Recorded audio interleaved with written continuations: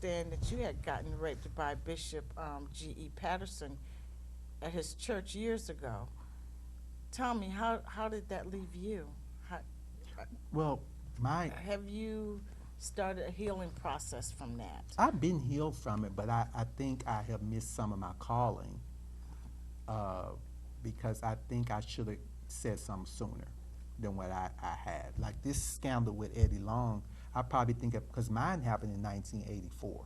If I had went public in 1984, Right, this happened in 2010, and the world ain't shaking this at all. right. Can you imagine if I would have said something in 1984? That was before The time. whole world, it would have Right, shook right, the planet, because back then those things weren't heard of. I think, and what I'm think my crusade, my compassion now is for a lot of the young men who are joining these churches and are being targeted, and it's going on. So what would you say to these young men? How can you help them? Because they're in a situation, they look up to this person and they don't want to say anything. They're afraid because they're afraid people won't believe what they're saying. So how do you think you can help them? How can you help them step away or ask for help and people will understand and feel compassion for them? They are the victims. I think what's wrong is that my situation was quite different from a lot of the other uh, young men in the church. I really wish I had said something now. I think I have missed a lot of doors because I didn't say anything. You know what I'm saying? Mm-hmm. But I would have had a stronger voice in the community because it's really really bad now. It's getting bad, and it's just being covered up. It's Right. being it's cover. It's a cover. So Yeah. what would you say to someone that's happening to? Who should they reach out to? How can they get help? It's hard because it's so many I'm doing it, Daisy. It's really dark now. It's a dark hour, and that's when I wish I had said something because I had saw on the news probably like 3 weeks ago, or what this place where they have it set up here in Atlanta where a lot of the young children are being thrown out because they're young children because their young 16, 17-year-old children are being thrown out the house because they're feeling these emotions for another man or a woman, a woman feeling for another, Right, and their families are just throwing them away. And there are people that are born that way. right, Yeah, so I'm really seeking God. I want God to put me in a place where I can be a mentor for this because a lot of them are being victimized in the church. And the church is really becoming a corporate business now. It's right. not. It's not It's about not like so it used to no. be. It's no, and they don't know what to do. It's so many of them doing it, till it's hard to turn to somebody to pull them out of and say, look, because if it is a choice for some people. Everybody wasn't born gay. Like when it happened to me, I wasn't born gay. I got Right. raped in the church. So it Right. laid me on a path of messing with some men. Mm-hmm. But a lot of people, they were born gay. They were born feeling that way for the same sex. And my situation was different. So at some point, I had to face it and say, look, Lerone, do you want to be gay or don't want to be gay? Right. You have to make a choice. I had a choice to But make. some people don't. They Some don't. people They don't have a don't. choice, and when that happens to them, they feel like this is where they're supposed to be, and they don't know how to ask for Correct, help. correct. But they need to know. I think a lot of them, when I'm sensing the Spirit God's telling me, some of them just want to be heard. At that age, you may not know what you want. You're too young. You know what I'm saying? Right. All you And know they is don't you're have any feeling something that guidance. you're looking at one thing between your legs, if I can say that. Right. And you're being taught that it's not normal. So no one's ministering. I think a lot of people and then we're living in an hour too where people are just looking for love. If they're Right. not getting it at home, they're going to be in search of it. And sometimes, if you're not strong, you'll find yourself going into the arms of something that's, Because they're giving you the love that you crave. yeah. But And so even though yeah. you may not even feel that way, but if someone's giving you love, then you fall Yeah. in love with them. It Yeah. doesn't matter whether it's a male or a female if they're giving you the love that you crave. And this is the sad thing about, there was an incident that happened with the Kim Burrell scandal on about a month ago. She got up and bashed the LGBT Right. I See, heard that. I heard that. She And got backlash from yeah, that. in the old Lerone, I've grown so much. I would say, yeah, Kim, yeah, the only way to hell, yeah. But God has opened my eyes to another dimension of understanding. And you know me, Daisy, I'm not a Right. kiss up. Right. There are people that are looking for answers, and they need to just be ministered to. Right. And no one's, everybody, you shouldn't, if you, put it like this, there are a lot of people that are not really ministering. They don't know how to minister. Right. You can't get up and cut somebody, you supposed to be a doctor, but you cutting somebody up, and you don't have the answer. What are you cutting them up for? Right. Okay, if this is wrong, give them a way out. Right. You know what I'm saying? And my thing is, and what I'm hearing, you got some I've been praying for years, God help me, it ain't happening. You know, so I don't, in me days. Well, it's in God's time, not But let their me tell you time. something about me. I am bold enough to admit that I don't have all the answers. And I tell people, if you knew everything, there wouldn't be no need for the Almighty. You see what I'm saying? So if you don't know, don't touch it.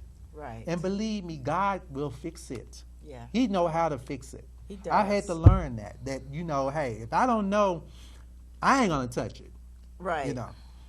But I do want to, I wish, I don't know, I'm digging now, and I've actually had wrote down the number I saw on the news to contact those people to see if I can start trying to help raise money, because they just had like a few rooms Right. to people that were just being thrown out because they were confused about this, you know, their sexuality, and they didn't have no food or nothing. And it could be people because no one ever talked to them Yeah. about sexuality. Yeah. You know.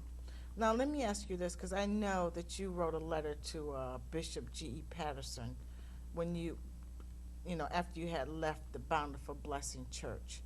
What did you say in that letter? Well, And why did you write the letter? Well- What did you think would help you to heal, or? well, I wrote the letter because I finally accepted my call to the ministry. Okay. You know, I knew it was evangelistic. I'm too blunt I'm a prophetic musical evangelist. I write songs, I can direct, I can sing a little, and I'm very blunt. People know me, I'll cut you off. I have a deadly tongue, so I'm not a pastor. I wouldn't have nobody in the church if I was a pastor. Because the Bible says apostles, prophets, evangelists, pastors, and teachers. I am a prophetic teacher, musical evangelist. Okay. And I have the gift of prophecy and a very strong gift of discerning. And I called, when I finally accepted the calling, I called the church secretary, Sister Helen Flagg at the time, for like 6 weeks. I was calling him a couple times a week, trying to set up an appointment just to counsel with him, Right. to see, you know, I'm feeling this, what direction to go, you know. Right. And he never got back with me. And I was a choir member. I joined April the 24th. April 25th of 1984. And I was there for like almost 3 years. I was a tide playing member. I was a living epistle. Okay. Look, hold on. Everywhere he went, I was behind him in the choir. I was there every Tuesday night singing in the choir. I was a faithful. I wasn't playing church. Right. I wasn't fornicating the doctrine and shouting all over the church. Right. I was a faithful person in the ministry, and I loved God, and I was feeling, okay, God, this is what God, and I needed my mentor to, Right. He never got back with me. And every time I called Sister Helen Flagg, I said, I gave him the message, Lerone. So you think he decided because of what happened that he didn't want to see you, or he was afraid? I didn't care. If he saw you, his feelings might be there. Hold on. I didn't care. I wrote the letter and said I was called to be an evangelist, and I mailed it to the church, and I was through. Now, he got up. I guess he got it that, I probably wrote it that Monday, knowing me, because he got, that following Sunday, he got up listen, look at me. He got up in the church and said, a young man wrote me a letter and said he was called to be an evangelist.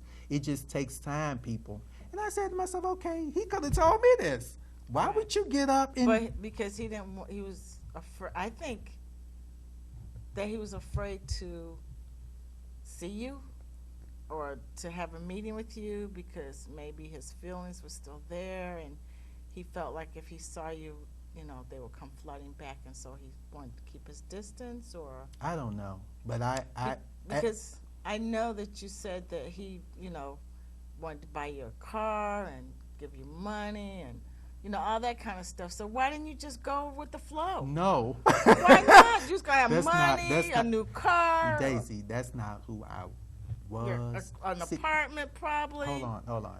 You have to understand what my mother gave me cars. When I graduated, my mom bought me a car. Mm-hmm. And I have a very, let me tell you something about me. My great-grandfather was born in 1899. And I'm going to tell you something. He pastored 3 churches, okay? And my cousin is Josephine Baker, the icon. My aunt is a gospel pioneer. Okay. I have a family legacy. There was nothing he could do for me that I didn't already have. Now, let me minister to you on this, too, before you move too fast. Being under that ministry, I saw how I look at a lot of the young men, how they get started in their lifestyle. Mm-hmm. These ministers will offer them things and and they take it. Right. He couldn't do nothing for me. And I think he could do nothing for me. I think if I would have stayed on the ministry and went with, like you said, with the flow and along with the energy, I would be a married bishop sleeping with men. They got a wife like they are. I know how it goes with a lot of them. They get in there and they go with that energy and they get them while they're young. Right. That wasn't who I was. And that's not who I am. I don't need you to do nothing for me. I'm a grown man. Right. And I think maybe that was another reason why he was probably a little drawn to me, because I loved him. I wasn't in love with him. He was a mentor to me. Right. And I think he knew that I cared about God laws, and I loved him, but I wasn't in love with him. But he was obsessed with you, so how come you? Well, I think he was. He was, but Daisy, I couldn't stay there. I mean, God wanted me to minister, and since he wasn't willing to tell me to wait or Lerone, this is what you need to do, I heard the voice of God, right, and I had to do what God told me to do. And if I had stayed there, I would be in his shadow of a lot of preachers that are still sitting there now. Right. Right. I am the most, and I'm being honest, I'm the most famous thing came out the church. So I am. Yeah. I mean, I left and stopped on TV ministry. I started doing crusades. I've been in hundreds of newspaper clippings, and I have work. But see, if he said it takes time. When I've done mine, what I'm saying. So when you mentioned the crusades. When you started trying to do the crusades, what happened? Tell me what happened, because it didn't turn out the way you thought it would. It should have turned out. Well, they did, but I was having hard times getting churches to appear in the churches because. Do you think you were blackballed? He called his friends. He did, because my a lot of the ministers, you got some two-faced people. Sometimes you think they're your friend, and I had some people that really told me. So okay, he called. I had a few preachers that really gave it to me. So there were good ministers there, but they told me that he put the word out that if you ask for a church, don't give it to you.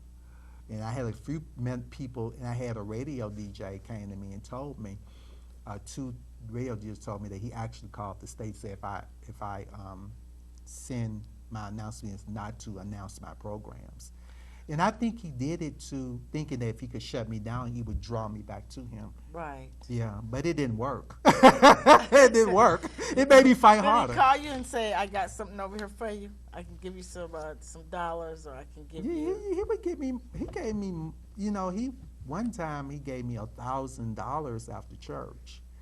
I mean, I never asked him for anything. But he thought giving you that money that you would, maybe come back? Daisy, I loved him, but he was a mentor to me. That's it. But he wanted more. I think he did. I don't want to talk too much. But I couldn't give him that. I wasn't there. And I think that it was, it was a situation. It was difficult. I ran into him at the post office one time. And so what happened? Did he acknowledge you, or he pretend you weren't there? Oh, no, he didn't pretend I wasn't there. He knew I was there. I know, but I'm saying, did he say hi? No, he told me to come to the car. And so when you went to the car, what happened? I'm like, yes, because my sister saw him first, and because my back was turned, and my sister said, "Go GE," and I'm like, so, and when I looked around, he said, well, he was smiling, and I'm like, okay, and I went. He said, "Lerone, come back to the church." I said, "I'm not coming back." He said, "Lerone, please come back." He said, "Things will be better." You know, I said, I can't do that. I said, I have to do what God called me to do. Right. And so, but he went, and when I left, I went back to my old church. He went to my old church. They was Faith Temple Church God Pentecostal. It was an independent denomination where I went to Bound for Blessings. He went to my pastor when I went back and asked him to come under his jurisdiction. He was trying to pull me back to him. And I'm like, and then I left my old church and went to another. I was trying to get away from him, but he kept following you. Yes. Not following, Well, I think he thought that if he could, he was trying to pull me back to him. Right, but you was resisting. Because he probably thought maybe people that a normal person, you know, would have probably came back and just, you know, well, yeah, did what he had a lot. Because he has power. He was right? a powerful man, but Daisy, you have to understand how old I was and what I came out of. Right. I had a legacy. Yeah. My ancestors, I don't think his ancestors in it. Probably Bishop Mason is in the history books, but I don't think his ancestors, my ancestors are in the history books. Josephine Baker's in the history books. My Uncle Sal's in the history books. They weren't making, my aunt is a pioneer that paid the gospel industry out. Josephine Baker, my cousin Josephine was born in 1906. Right. I have a family. I didn't Right. need him for anything. Okay. And I'm not being cocky, but I didn't. So to somebody who don't come out of nothing, They might. And see, I felt like he should have respected me for not wanting to use him. I'm not a user. But he wasn't thinking of that. Well, that was his problem. Because I mean, because that's just not who I am. Right. I'm all respect to the man. I did admire him. This is not an interview of degrading him. Right. I'm just letting you know where I was and where I stood in my life. Right. So, I think you said this happened, what, 19... I left in 86. 86. And I left in November of 86. So, do you think had you gone public about the sexual assault back then, how would that... I regret that I didn't. Why? Why did you Because, regret it? like I said earlier in the interview, I would have had a stronger voice in the community. People would know me enough. I would have enough note. I am really, really grieving for the other Lerone Bakers that are coming behind me, because Daisy, this is a serious, serious, serious issue. Right. And I would have had a stronger voice. And I meant well by not saying something, Right. but I think I blocked an ultimate calling that God made. I think sometimes God, we go through things for reasons. We do. But I'm strong and very fortunate. A lot of people have not. You got some people who would have committed suicide or went all into. You got people been raped and molested, and now they're dressing up. They're confused inside. Right. There's a lot of confusion. Right. And families are reject. I've always been I've always been a very strong person. I just. Well, that's good. God has just made me, God the glory. Right. He just always made me Right. very strong. Right. And I'm not a person that you can break. And I don't go with the flow because it's popular. This is not who I am. So you said that G.E. Patterson, you admired him. You know, you loved him as a mentor. But he wanted to control you. He was right? he was very controlling. I mean, he was the type. The other ministers, they kind of did what he said. You know, I could see they flocked to him. I was very independent, and I didn't feel the need to flock to him. He couldn't control me. He couldn't control me. And he was the type of person that if he didn't get his way, he would probably try to sabotage you or block you. Okay, so you think he emulated the color purple? He did. It was in my when I designed my first evangelistic robe. For the new church? Well, when I did my first crusade back in 1989, I designed a purple robe. It was lilac in front and the purple robe, and that was my first robe I had designed. All the other ministers in the city were wearing black and, you know, these old-fashioned Right. church robes. And here this young guy comes out with this purple robe. So it was the talk of Right. everybody. like, who do we think he yeah, is but with and so he was building a new church. And next thing I know, we built a new church. Guess what color the purple was? The church was purple, the Wow. same color of my robe. And when I got word of it, I started laughing. I said, is he ever going to let go? I said, So he maybe going to he let was go. thinking he was. No, I think he, Daisy, I think at some point he realized I wasn't going to. See, let me say this. I'm in the spirit. He loved me, but then he resented me. Because Then he but couldn't then control with you. a smidge of jealousy. Right. He saw somebody that he couldn't. And usually when you can't get what you wanted, you wanted the more. It's a Right, challenge. right. And I wasn't trying to challenge him. It's just that I am who I am. And Right. that's the way it is. Cut this video right now. Excuse me.